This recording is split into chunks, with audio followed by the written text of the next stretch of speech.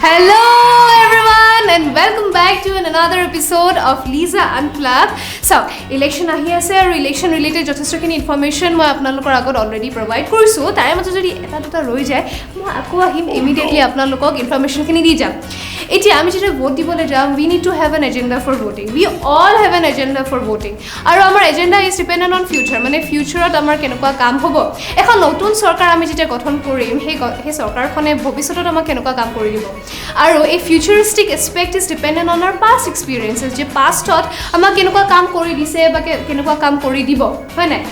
Bharatiya Janata Party sarkar khone jua 5 বছৰত কিন্তু অলেখ কাম কৰিছে তাৰে কিছুমান উল্লেখযোগ্য কাম হৈছে পথ উন্নয়নৰ কাম পথ নিৰ্মাণ কৰিছে দলং নিৰ্মাণ কৰিছে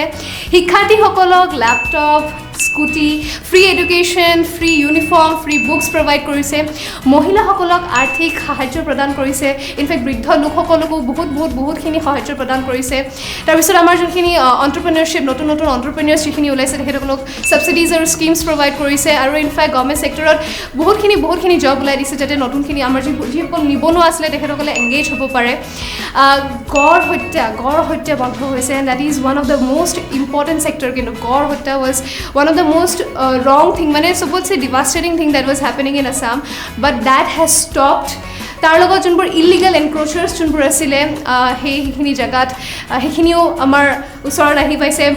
khotror bahut mati illegally amar khotror pora illegally encroach korisile hekhiniu ami ghurai paisu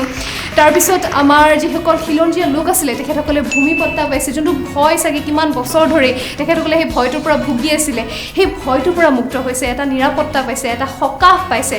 tar bisot amar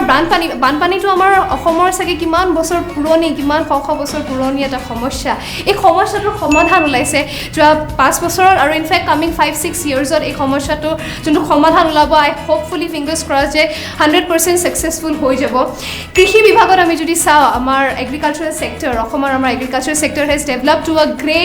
great extent মানে ইম্পৰ্ট এক্সপৰ্টৰ লগে আমাৰ বিজনেস আমাৰ মানে কৃষি বিভাগটো আমাৰ কাম কৰিছে ডেভেলপড হৈছে